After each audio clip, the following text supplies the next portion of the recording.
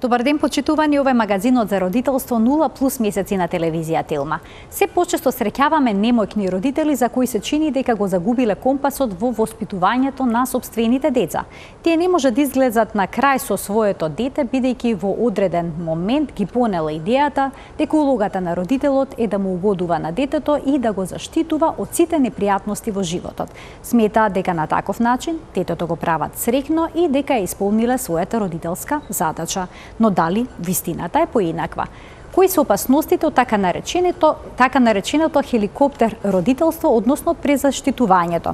Можеме ли да ги подобриме родителските вештини? Дали родителството се учи? Ќе запрашаме примариус доктор Славица Гајдазиц-Кнежевиќ, невропсихијатар, семеен и системски психотерапевт од Институтот за брак, семејство и системска пракса Алтернатива.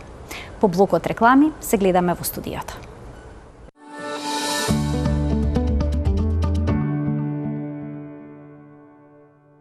Што е тоа хеликоптер родителство и зошто е се почест синдромот на немојкен родител? Ќе ја запрашаме примариусот доктор Славица Гајдазиц-Кнежевиќ, невропсихијатар, семеен и системски психотерапевт од Институтот за брак, семејство и системска пракса Алтернатива. Докторке, добре ни дојдовте повторно во студиото на Телма. Добре ве најдов и поздрав до сите наши гледачи. Најнапред да кажам дека темата родителство е секогаш важна тема и голем број родители ги грижи нивниот однос кон нивните деца. Причините зошто родителите понекогаш се доведуваат во ситуација или завземаат позиција да бидат презаштитнички родители, да бидат високо контролирачки родители, како ги викаат метафорични, нели, хеликоптер родители кои постојано надгледуваат што се случува со нивното дете, може да бидат бројни. Например, може би е тоа модел кој што го превземале од своите родители. Па мислат дека е тоа начин, затоа што она што ние гледаме, тоа и го правиме, нели? Без оглед колку ние мислиме дека тоа ќе го промениме, влијаат научените образци од генерациите пред нас. Второ, може би заради тоа што нешто се случува со родителот. Родителите кои што имаат своји лични потешкоти, например, ако имаат одредени состојби на анксиозност или имаат одредени состојби на појава на некои психички тешкоти, заради таквата состојба постојано стравуваат за здравјето на детето, за животот на детето и се претвараат во родители кои што се одат, како викаат старите луѓе, преднозе заднозе, нели? Постојано се тука, постојано контролираат, предупредуваат, однапред сакат да ги заштитат своите деца. И секако понекогаш таквиот однос на родителите може да се должи и на некои други фактори кои што може да бидат присутни. Меѓутоа, она што е и на другата страна се немечните родители, што вие велите, кои исто така има бројни фактори позади себе. Никогаш не е причина последица само заради едно се појавува нешто друго, туку патем учествуваат многу фактори. Например, идејата дека кога живееме покрај контролирачки родители и зацртаме уште во раното детство или младоста или кога ќе станеме, јас никогаш нема да бидам како моите родители, и тогаш отидеме у друга крајност, а другата крајност се вика да станеме препопустливи родители, што би се рекло немоćни родители, родители кои не знаат да им воспостават правила на децата, не умеат да ги водат децата во нивниот живот. Просто знаете како метафорички како река на бујала која што нема браници од страната и децата тогаш треба сами да се досетуваат за да ги воспостават или нема никогаш да ги воспостават границите, или пак она што денеска многу често ни се случува, а тоа се родители кои што немаат доволно време за своите деца заради бројни причини. Понекогаш се тоа екзистенцијални причини, па мораат многу да работат, понекогаш се тоа амбициозни причини, па сакаат да напредуваат во својата кариера, па повторно немаат време за своите деца, и тоа малку време што го поминуваат со своите деца, сакајќи да кажам вака, да совеста си ја смират што не се доволно време со своите деца, го претвараат во семоćни родители, препопустливи родители. Се му е дозволено на своето дете, на нивното дете, ништо не смее да му фали. Детето не смее да се налути, а не дај Боже да каже во лутината не те сакам. Има голем број родители кои тоа го доживуваат трауматски, моето дете не те сака, иако децата како и ние ќе кажат бројни работи, па меѓу другото имаат право и да се наљутат и да ни кажат дека не сакаат. Меѓутоа, таа немоќ родителска практично ги остава децата без компас. заради тоа што децата имаат потреба да имаат покрај себе родители кои ќе ги водат, тоа се оние родители кои не умеат да ги водат своите деца. И сега нели тука има и бројни причини, можеби и детето е болешливо, па заради честите здравствени проблеми родителот се обидува да го надомести времето или да не го вознемири дополнително своето дете. Така да се бројни причините зашто е, меѓутоа ниту хеликоптер родителството, а ниту пак немоćните родители им се од помош на децата да здраво зачекорат во животот. Многу често родителите си го поставуваат прашањето каде погрешив, каде сгрешив во воспитувањето. Се чини дека порано не беше тоа така. Современото родителство некако донесе голем товар кај родителите. Знаете, јас верувам дека од секогаш родителите, барем совесните родители, се прашувале себе си каде погрешив, меѓутоа јас сакам да испратам порака до сите родители дека нема родителствување без грешење. Значи нема безгрешни родители. Ако сакаме, тоа е и улога во животот во која што пак најчесто грешиме, заради тоа што е една од улогите во кои што ние по прв пат се појавуваме, особено со првите деца, па понекогаш и со останатите. Значи, ние ќе грешиме. Не е тоа тема. Тема е дали сме спремни да прифатиме дека ние сме погрешиле во одредени ситуации и кога тоа ќе го препознаеме, што правиме со тоа? Дали сме спремни да работиме, да не ги повториме грешките, знаете? Оти, кога кај нас доаѓаат родители кои што имаат тешкоти во воспитувањето или некои други тешкоти со своите деца и ние се обидуваме многу внимателно да им соопштиме дека децата голем број од работите што они ги прават уствари ги повторуваат од онај дека родителите некаде направиле одредени, да кажам, несоодветни реакции, ако сакаме да избегнеме грешката како термин, наидуваме на зачуденост, ама јас многу го сакам своето дете, ама како може тоа така? Знаете, забораваме дека љубовта не заслепува и дека во воспитувањето на децата љубовта е важен фактор да детето се разбере како разбрано, почитувано, прифатено, сакано, ама не е доволно.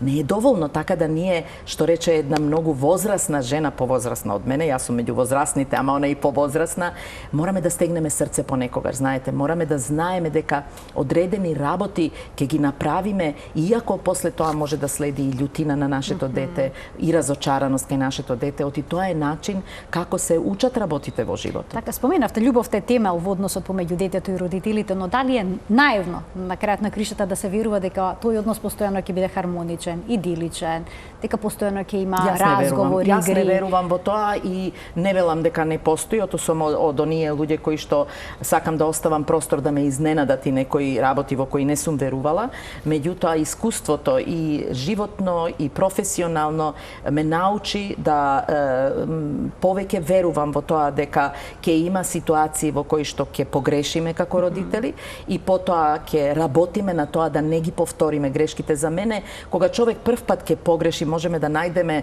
милион причини, знаете, за тоа и да објаснувања би рекла. Меѓутоа, кога таа грешка ќе ја повториме еднаш, два пати, три пати, пет пати и не ја, како да кажам, не сме спремни да си кажеме чекај, ова не функционира. Например, вие имате модел и идеја дека, посебно ако имате адолесцент, ајде ако се па и помали деца, нели школска возраст, дека се во пубертет. Да, тоа е, пубертетот е раната адолесценција. И вие му укажувате на своето дете и седнете и зборувате со своето дете и му укажувате на неговите грешки. И потоа таа ситуација се повтори. Ја повтори детето, ама и родителот ја повторува. Детето истата грешка, родителот истиот настап. И така едно 100.000 пати, јас се прашувам кој е тука, кој има проблем да го промени нешто, знаете. Ние можеме да викаме јас очекувам детето да ги промени работите, ама истовремено добро е да бидеме свесни за тоа дека промените од нас возрастните треба да тргнат, па да застанеме да кажеме овој модел не функционира.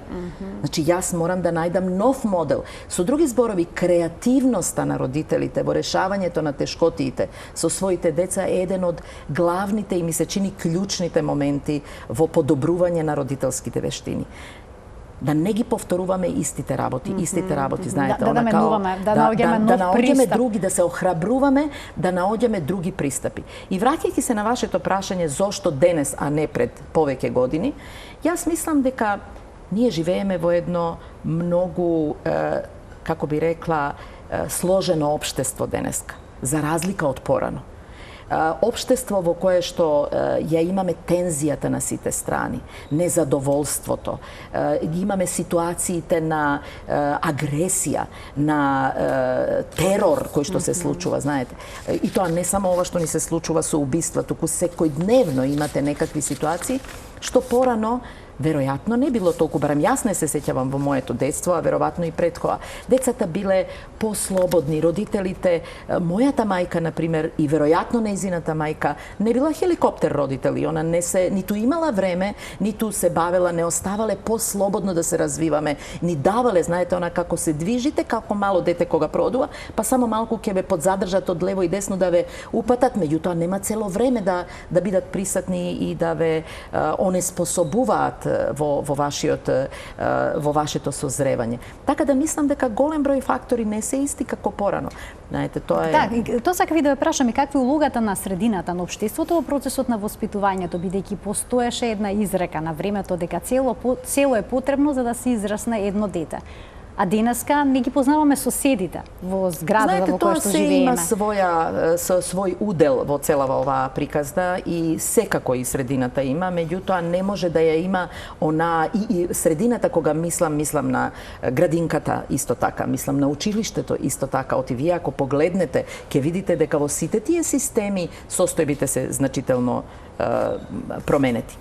Променети, нема да кажам на лошо или на добро, туку едноставно не сум сигурна дека се она што викаат англичаните child friendly. Значи не дека се, ние викаме све за доброто на децата, меѓутоа ги поставуваме работите понекогаш затоа што на пример таа амбициозност која што родителите и програмите едукативни кои ја нудат денеска во образовните институции, да децата се образуваат, да учат, а малку да играат, а малку и ние слушаме како земјите во светот, каде што децата се најсреќни, каде што децата се најуспешни, работат сосема различно од нас. И тоа не ни е доволно да тргнеме да менуваме нешто, знаете. Заради тоа што имате програми, јас имам внуци кои што растат надвор од оваа држава, во првите 4 години од образованието, вие немате нити домашни задачи, ниту имате книги по кои што они учат. Знаете, учат, меѓутоа учат низ игра, учат низ движење, учат во природа, учат забавувајќи се. Ние забораваме дека основната форма на децата до некоја 6, 7, 8 година е играта. И дека они најбрзо и најдобро учат низ игра. И математика може да се учи низ игра, и македонски може да се учи низ игра. Меѓутоа, ние тоа го забораваме, сакаме да седат на столче, сакаме да седат 4 часа, 6 часа да седат на столче и да учат, да восприемаат материјали и да учат некои работи кои што јас не знам кому се тие материјали потребни во животот. Меѓутоа, таков ни е системот и се тоа, знаете, прави дополнување на она што вие викате, сето тоа има своја продлабочување на проблемот, бидејќи сега тука и родителите имаат одредени очекувања што детето треба да постигне, кај нив се јавува отпор, нивните желби се поинакви, па сега како да се надмине овој јаз? Да. Знаете, дека има многу расправи во однос на учењето. Да, учењето е една од работите за која што меѓутоа важен сегмент е кај децата од училишната возраст. Дека и често пати ние имаме во институтот алтернатива луѓе кои што доаѓаат токму заради тоа што децата, знаете, ние цело време имаме некои флоскули во ова општество кои што отворат уста било кој ги стават на прв план, а во реализацијата нигде ги нема, знаете. Ако ние кажеме дека е индивидуален пристапот, а вие имате ситуација во која што имате прво 30 деца или 35 деца во училиште, во еден клас, во прво оделение, во второ оделение. И потоа викаме дека е индивидуално, една, па две учителки. Каков индивидуален пристап, ве молам? И како вие ќе ги препознаете потенцијалите на детето и ќе ги негувате неговите потенцијали? Знаете, не мораат сите деца да бидат фантастични по сите предмети, просто е невозможно. Па исто така и родителите дома. Меѓутоа, кога имате систем кој што ве исправа пред задача, да вие оценувате и давате оценки уште, не знам, од второ, сега не од прво оделение, од второ оделение да давате оценки за све нешто, знаете. Во тој период, но сепак се оцени. И родителите се засегнати во однос на тоа, и тоа го доживуваат како личен неуспех. Така. Сето тоа после тоа се свалува на грбот на детето, знаете. И треба да седи, треба уште повеќе да учи, и треба да се како еден од факторите за тоа како родителите заглавуваат во своето родителствување. Ајде да се задржиме малку на немоќните родители. Што тие да направат во конфликтните ситуации? Еве, може заради учењето да имаат конфликтна ситуација во домот, кога тие се повлекуваат за мир во куќа. Како да си го вратат авторитетот? Како да си ја вратат моќта? Ова е одлично прашање, Марија. Јас прво сакам да разграничиме авторитетен и авторитарен родител. Авторитетен родител е родител кој што има автентичен авторитет кај своето дете, за разлика од оној авторитарен кој што е родител кој што наметнува своји правила без оглед на да кажеме проценките или без оглед на она како детето го доживува сето тоа. Една од, можеби, многу важните работи е да родителите, можеби 2-3 работи се кои што ако ги понесат од оваа емисија и почнат да ги размислуваат и да ги практикуваат, јас навистина би била среќна и некако би си ја исполнила мисијата на присуството во емисијата. Прво е да родителите во сите барања кон децата имаат обврска да бидат принципиелни во своите ставови. Што значи тоа? Тоа значи дека ако бараат нешто од своето дете, и процениле дека е тоа нешто што е важно, значајно, како на пример одењето во кревет навечер. Еве, проста една работа. Да го ставиме учењето. Тоа е многу сложено. Да, одењето во кревет и кажат дека детето во 9 часот ќе оди во кревет. Може да направат одстапка 15-20 минути, пола сат, нели, да биде пред или после тоа.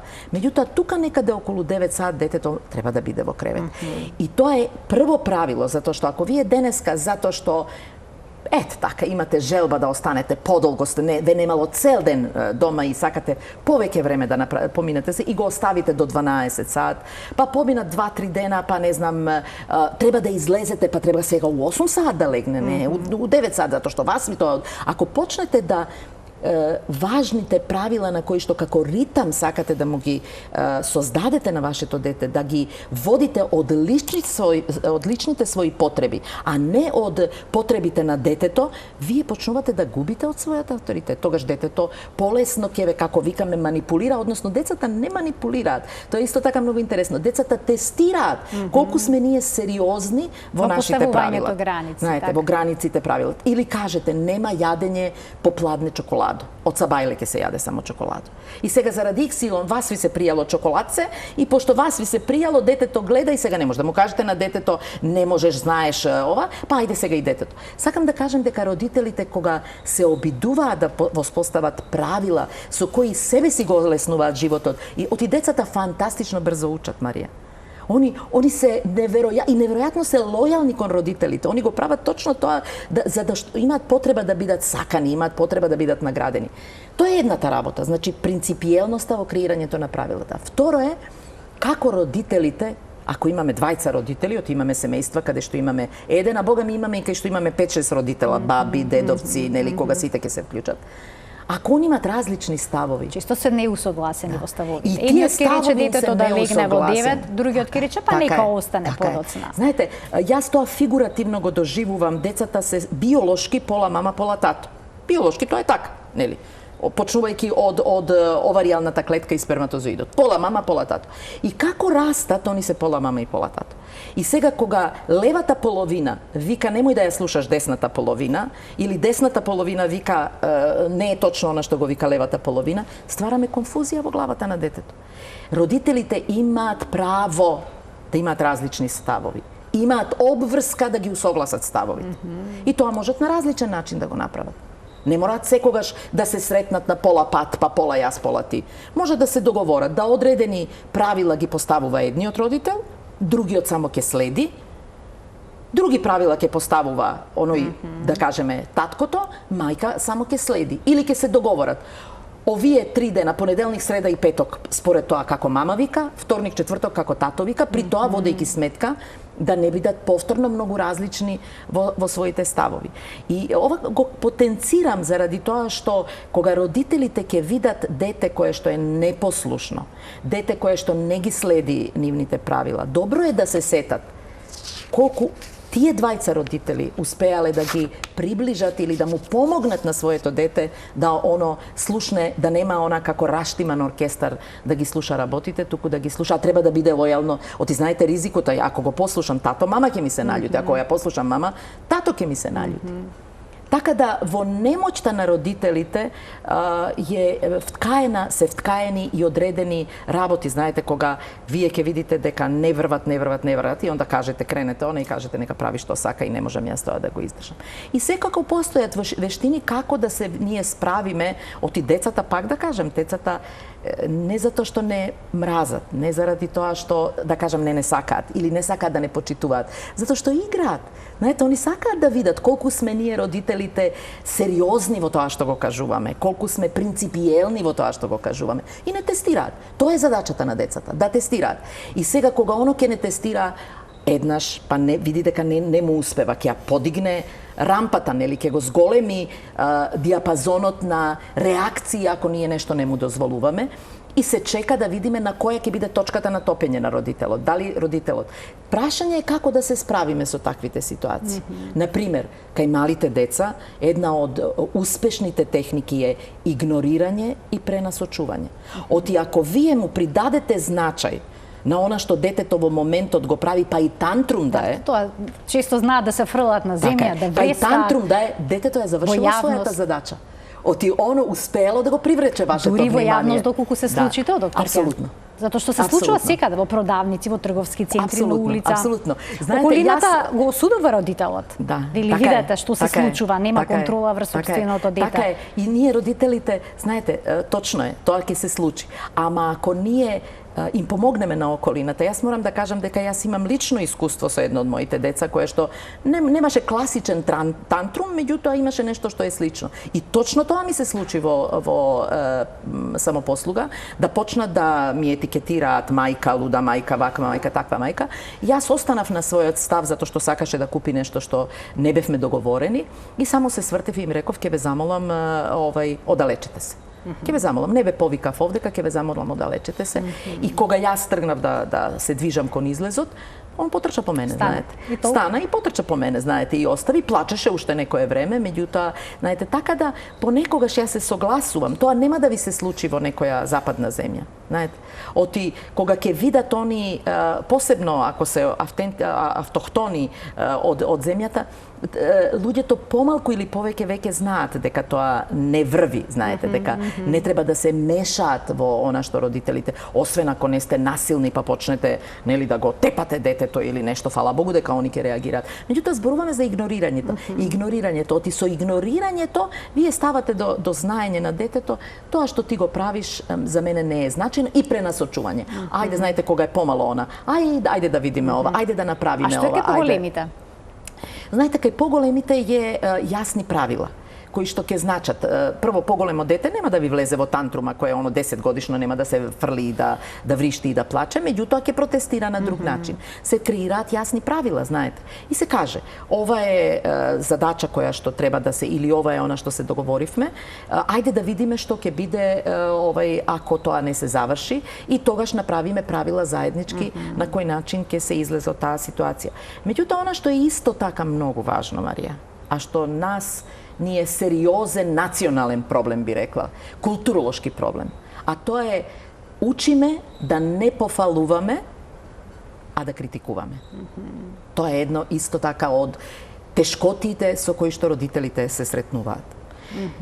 Ние имаме во нашите трансгенерацијски пораки, кога е нешто добро, не смееш да го пофалуваш за да не се расипе, ама ако е нешто лошо, искритикувај го за да се поправи. Што е тотална, онака да кажам, нема да употребам збора, ама тотален нонсенс е. И јас памтам од моите едукации, кога имавме од Запад дојдени овдека тренери кои што рекоа чуден народ сте вие. Знаете, ако сте цели парализирани и едно прсте ви мрда, кај нас ќе речеме леле што фино ви мрда прстето. А кај вас ако сте цели здрави, а само едно прсте не мрда, ќе ви кажат леле зашто не ти мрда прстето. Сакам да кажам дека у родителите е добро да почнат да учат да го пофалуваат однесувањето на детето, но не како општо пофалување, туку конкретно. Браво, многу ме радува што ја раскрена масата. Значи, конкретно. И тоа веднаш после завршената активност. Особено после отпор кога детето ќе даде и ќе тргне да прави нешто позитивно, првата позитивна работа треба да се... А треба да се награди? Наградата е зборот. Ако мислите на материјална На материјална награда, награда, така. знаете, и тоа е една стапица во која што ние живееме во материјално општество. И ние ги учиме децата дека ништо нема вредност освен материјалното. И после се чудиме кога децата за све нешто ни бараат да добијат и ова, и ова, и ова. А впрочем, и ние така се наградуваме, искрени да сме. И затоа е можда добро да знаеме дека награда е време поминато заедно. Например, награда може да биде после добро завршена. Ова ние ќе поминеме половина час заедно и ќе ја играме играта што ти сакаш да ја играме и можеме да определиме да не е некоја опасна игра каде што ќе не нели гаѓаат со камења и со ова, туку да нешто биде во рамките на прифатливото. Значи има начини да ние, меѓутоа пофалбата значи ние секогаш многу важно. Да, ние знаете постои едно правило, секогаш ќе добиваме повеќе од она на што му обрнуваме внимание. Ако ние на грешките обрнуваме внимание, ќе добиваме грешки. Да повторам уште еднаш. Секогаш ќе добиваме повеќе од она на што ние им му обрнуваме внимание. Ако на добрите работи обрнуваме внимание, добри работи ќе се случуваат. Значи, што повеќе пофалби во Апсолутно. моментот кога ќе се направи Така е. некоја добра постапка. И заслужено. Знаете, понекогаш ќе мора да има и санкција, ќе има и ограничување. Меѓутоа, секогаш кога ќе се случи нешто што и тоа за мали ситници, не да ние чекаме да, знаете, првата цигла кога ќе ја стави, не да чекаме зградата да ја изгради. Знаете, ние можеме да кажеме, например, ако детето станало и отишло во купатило, ние се љутиме да иде да ги измие забите, ние можеме да кажеме и пред да ги измие забите, да кажеме многу ме радува што се подготвуваш да ги измиеш забите. Па ги мие забите, па викаме ова е многу браво, одлично ги изми забите. Знаете, без разлика како ги измило, ти ако се фатиме на стапица, сега не ги миеш. Важно е да ја створи навиката. Важно е да тргне да ја прави таа активност. Или не знам, направи ова. И да пробаме да игнорираме она што можеме да изигнорираме во однос на условно кажано грешките, оти ќе ги прави грешките, не може, знаете, сите сме правеле грешки. Никој не грешен на краиштата. Така се учи, тоа се начини. И ние како родителите правиме грешки, но понекогаш не сме свесни за тоа. Еве како да знаеме, например, дали сме хеликоптер родител, дали го презаштитуваме сопственото дете, бидејќи некои не се свесни дека го прават тоа. Да, ова е многу интересно, знаете, јас имам уште едно прашање покрај тоа дали сакаме да бидеме свесни, оти понекогаш несвесноста не заштитува од промената. Знаете, ако не знам, јас не приметувам, не морам да се менувам. Ама ако приметам, тогаш више не можам да кажам не знам јас. Знаете, дали родителите забележуваат дека се хеликоптер родители? Знаете, по многу нешта, прво, ако они не забележуваат, може би некој од околината може да забележи. А ако детето стане премногу раздразливо, премногу плачливо, ако детето заради нивниот однос, ако тие забележуваат, знаете, прво, интересно е, и хеликоптер родителите имаат една интересна реакција. Прво се родители кои презаштитуваат и све прават во име на детето, а потоа во еден момент сака детето све да знае да направи. И тоа им е алиби да продолжат да бидат хеликоптер родители, знаете. Еве не можеш. Еве дај јас ќе ти ги заврзам кондурите, на пример. Знаете, 9-годишно, 10-годишно дете, дај ташната јас да ти ја оти детето, неспретно ќе го прави тоа. Нормално е, заради тоа што ако вие не сте го научиле од 3 години да почне торбичката да си ја мести и вие све тоа правите во негово име, нормално е дека годините ќе бидат тука, меѓутоа зрелоста за годините ќе недостасува. Така да, кога викаме дали се они презаштитнички и не се презаштитнички, често доаѓаат родителите со став, например, моето дете е несигурно во средината. Има несигурност. Бега од другарчињата. Не може да воспостави добар контакт со другарчињата. И си викам, еве не сте свесни и не знаете. Што би се случило кога од денеска натаму, после оваа емисија би се станали, би рекле, чекај, како јас придонесувам за тоа? Што јас правам да моето дете биде несигурно? Оти сигурно нешто правите.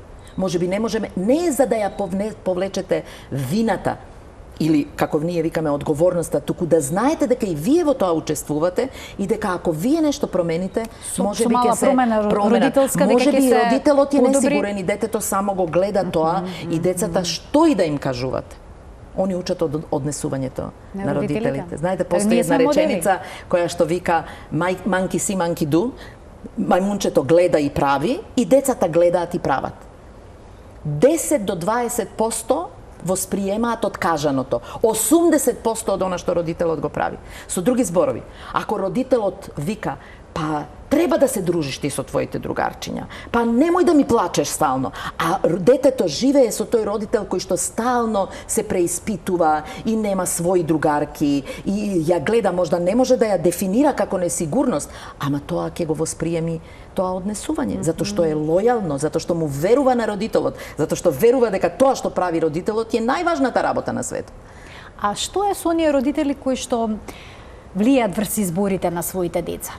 Врз хобито, врз курсевите што ќе ги посетува. Знаете, тоа е многу слично, тоа е многу слично на ова што го кажувате. Мама најдобро знае или тато најдобро знае, но понекогаш се родителите и во право за одредени работи. Видете, родителите, ова е многу повторно интересно што го прашувате, затоа што точно е дека ние родителите сме тука за да ги насочуваме нашите деца, понекогаш да им дадеме за изборите, ама и да бидеме сензитивни ако видиме дека детето го прифатило затоа што ни е лојално или затоа што се плаши да ни се спротивстави или затоа што ни верува дека сме направиле добар избор, ама не го бива за тоа. Знаете, не го бива едноставно. Знаете, сега го запишете во музичко училиште затоа што сте вие, да кажеме, музичар и затоа што, не знам, мислите дека треба вашето дете и оно оди и вежба и се мачи и 1 година и 2 и 3 и 5 и на крај време е да видите да го преиспитате својот став, знаете. Така да ние родителите треба да бидеме тука и треба да до некаде му помогнеме во изборот на нашето дете, меѓутоа мораме да бидеме малку и како да кажам, постојано да сме спремни да го преиспитаме својот став.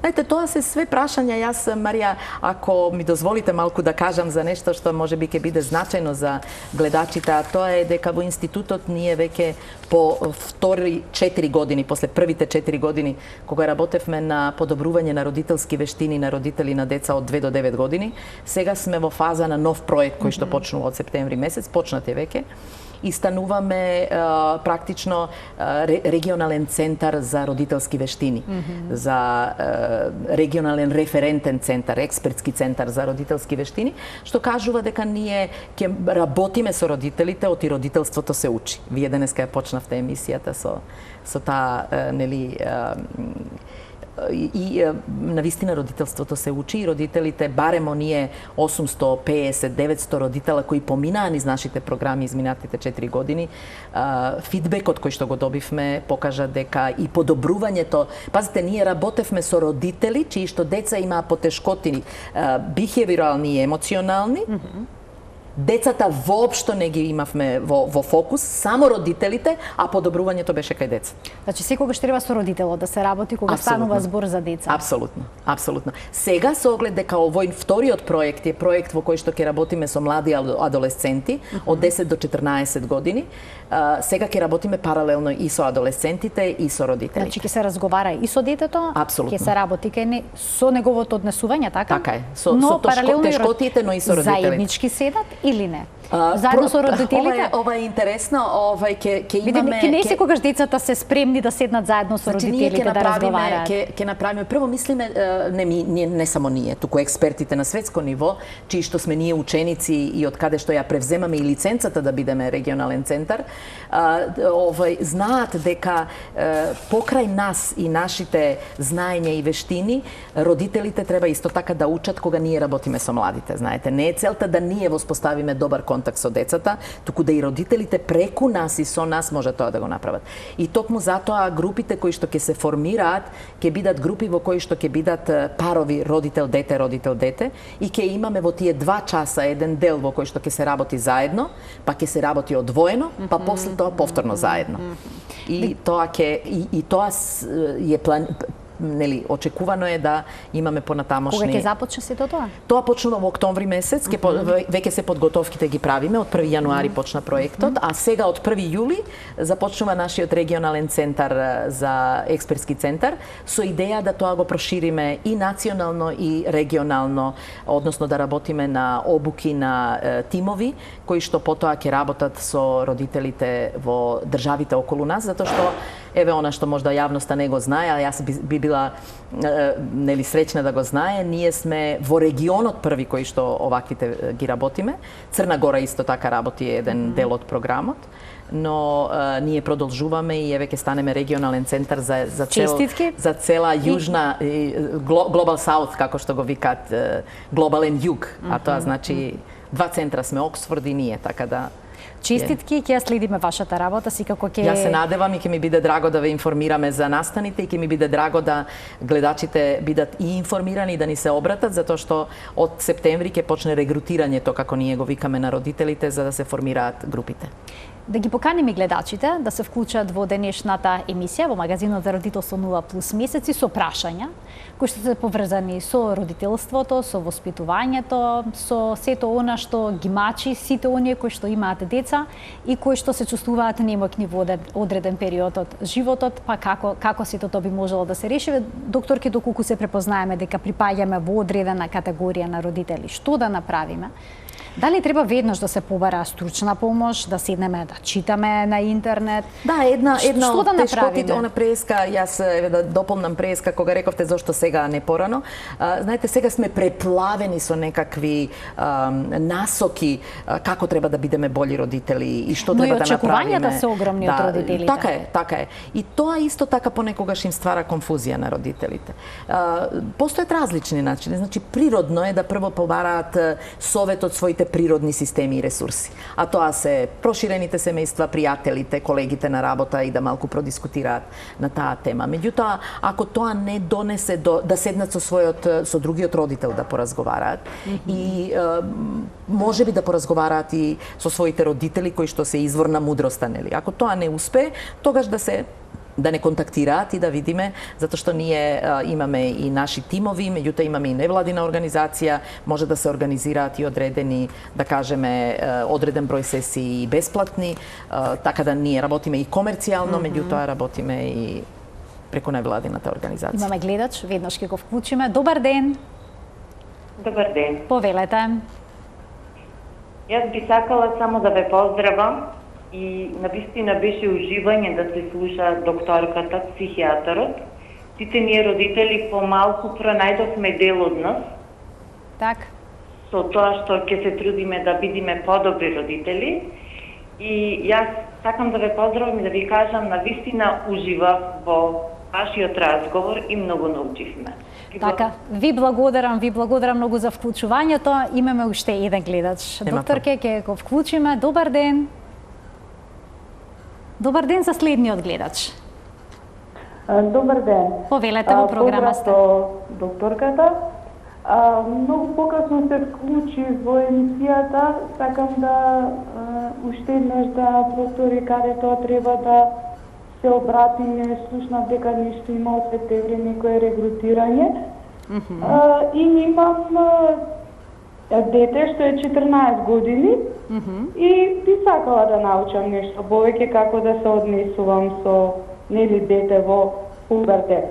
А имате односот како вие? Имате проблеми со оглед на тоа дека е 14 годишна? Немам проблеми, меѓутоа сакам повеќе да научам околу тоа. Така, за да не направите некаква грешка понатаму, ви благодарам за вклучувањето во програма. Еве, 2 јавувања со голема поддршка за сето она што го правите и за прекрасните насоки што ни ги дадовте денес, докторке. Успеавме малку да им помогнеме на родителите да се видат себе си, да видат колку се они важни и значајни во... Ние знаеме тоа, меѓутоа, кога ќе настанат тешкоти, стануваме слепи за тоа како ние учествуваме. Знаете, ние сакаме да веруваме дека учествуваме во успесите, ама не сакаме да ги видиме моментите каде ние учествуваме и во така наречените тешкотиите или неуспесите на нашите деца.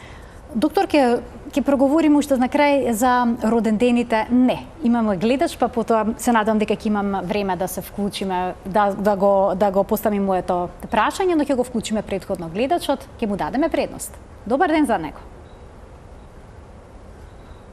Добар ден за следниот гледач. Се исклучил.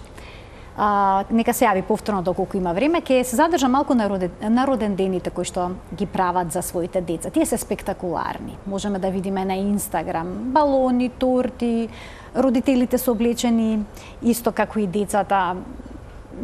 се придава огромно значење надпреваре помеѓу родителите кои ќе направи подобар роден ден за своето дете. Дали на ваков начин создаваме мали принцези и принцеви кои што така ќе се чувствуваат во животот? Кога би биле само родендените, веројатно не би ни било толку тешкотија и проблем еден ден во годината. Но ми беше увертира, всушност, во нешто се случува. Знаете, меѓутоа, јас верувам дека тие родители кои што на тој начин го организираат родендените, веројатно голем број работи во животот на нивните деца организираат спектакуларно.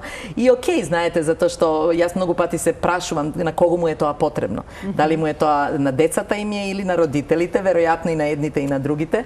Јас сум видела и многу едноставни родендени, особено јас живеам во аеродром, населба аеродром и во парковите околу нас ги гледам родителите и тоа навистина ме радува, знаете, баш ме радува заради тоа што ем е во природа, ем децата се слободни, ем многу е поедноставно сето тоа што го организираат, меѓутоа се согласувам дека родителите веројатно имаат престижот. Тоа е, знаете, кога детето ќе го претворите во трофеј. И кога трофејот уствари треба и вас да ве отслика како родители, што е малку тажно, нели? Затоа што децата добиваат една многу сериозна задача во животот, која не е нивна и не е природна, а тоа е дека треба секогаш да им носат трофеи на своите родители, дека родителите, сите ние сакаме со децата да се гордееме, меѓутоа овие родители колку што пружаат, најчесто толку и бараат од своите деца. Нема безусловно пружање. Оти ние викаме љубовта е безусловна, ама во реалноста не е баш така. Кога јас сум сретнала родители кои многу инвестирале во нивните деца, ама они одлучиле тоа да го прават, знаете, во спортска кариера или во нешто, и кога детето нема да им возврати, кога нема да испорача резултати, настануваат драми. Забораваме дека они не го прашале детето, сакаш ти јас да инвестирам во тебе, и ако детето каже не сакам, да они се повлечат и да кажат не, они одлучувале и тогаш, мислам, знаете, немаме право ние да се љутиме на децата ако децата и тоа го доживуваме драматично како личен пораз. Зборувам за родителите, знаете, така да тоа е исто така една од приказните и за родендените и такмичењето. Така се почува тука. Да, така. Уште еден гледач ке вклучиме. Добар ден. Се надевам овој пат успешно ќе го слушнеме гледачот. Добар ден, повелете. Добар ден. Во програма сте. Благодарам. Па има многу прашања и подпрашања и надпрашања и коментари. Ќе се опитам. Да, сумирайте, бидејќи имаме 3 минути до крајот, едно кратко, убаво, концизно прашање, за да добиете одговор. Прашањето не може да биде концизно, да речеме, ајде, како со мал коментар, но докторката може да се снајде да го прокоментира нашето однесување како родители и како и дедо и баба што живееме во заедница кон детето, кој што ние детето го гледаме како играчка за задоволување на нашите, како да кажам, хубавото на тата и на мама, хубавото на дето и на баба, заборавајќи да му дадеме, нели, една насока. Едната работа е тоа. Другата работа е, кога малце ќе подпораста детето, не фаќај ова, не фаќај она, тргни се, немој ти во кујна, немој ти вака. Детето го изолираме од неговите нагони, кои што живеат кај него, да задоволи некоја потреба или спознавање. И третото, во школа кога ќе тргне, родителот се бори детето да биде одлично по секоја цена. Знаело или не знаело, да биде одлично. Ве молам така накратко, ако може. Така да се искоментират овие убави три насоки што ги дадовте. Јас мислам дека голем дел од одговорите веќе ги имавме во емисијата, но само ќе кажам затоа што го поттикна прашањето кога се вклучени, а најчесто се вклучени барем во нашата средина бабите и дедовците во одгледувањето и воспитувањето на децата, тоа навистина ја збогатува и истовремено ја усложнува приказната. Нели, да се има баба и дедо е право богатство за децата, меѓутоа ако тешко се држат границите и тешко се почитуваат правилата. И јас ова го испраќам како апел и до дедовците и до бабите и до родителите на децата, оти она што реков, колку детето има родители, дали ќе ги има само своите или сега и баба и дедо ќе воспоставуваат правила, односно ќе ги кршат најчесто правилата на родителите. Ако се бабите и дедовците тука да помогнат, тогаш треба да знаат дека они помагаат, а не се централни фигури кои што они ги прават правилата и они ги идеално би било кога би можеле да ги следат правилата на родителите. Од друга страна, важно е пак родителите да знаат дека тоа тешко оди, знаете, тоа и мене ми одело тешко како баба, меѓутоа многу е важно да знаат дека и покрај тоа што понекогаш бабите и дедовците ќе ги прекршат правилата, децата имаат способност да разликуваат кои се родители, кои се ако родителите останат со својот став. Значи ако двајцата родители доследно останат на своите принципиелни правила, дури да ги децата ќе научат дека кај баба и дедо е нешто малку дозволено по чоколадце да се иде подолго да се остане, не знам и така натаму. Меѓутоа кога доаѓам дома и така ги учиме малку децата да се адаптираат на различните стилови. Клучно е како родителите под услов бабите и дедовците да не го користат терминот глупости се тоа што твоите родители го бараат или да ајде кои се тие твоите родители да се слушаат, дај молим те ти нема што да ги слушаме. Значи нека креираат они малку пофлексибилни правила, меѓутоа да ги почитуваат родителите ако сакаат внуците да им научат да ги почитуваат родителите. Ова е една цела тема на која што можеме да разговараме. Апсолутно. Јас ви благодарам многу за вашето денешно гостување, за преубавите појаснувања поврзани со темата која што денес одлучивме да ја обработиме. И јас ви благодарам на можноста да зборувам на оваа тема и ќе ми биде драго ако гледачите нешто од ова го усвојат, односно го прифатат и малку размислуваат. Ви посакувам и понатамошни успеси и ја следиме вашата работа. Благодарам. Почитувани, тука заокружуваме денешната Тилма амбуланта, односно магазинот за родителство 0+ месеци. Ви благодарам за вниманието со кое што не следевте. Имајте пријатен ден.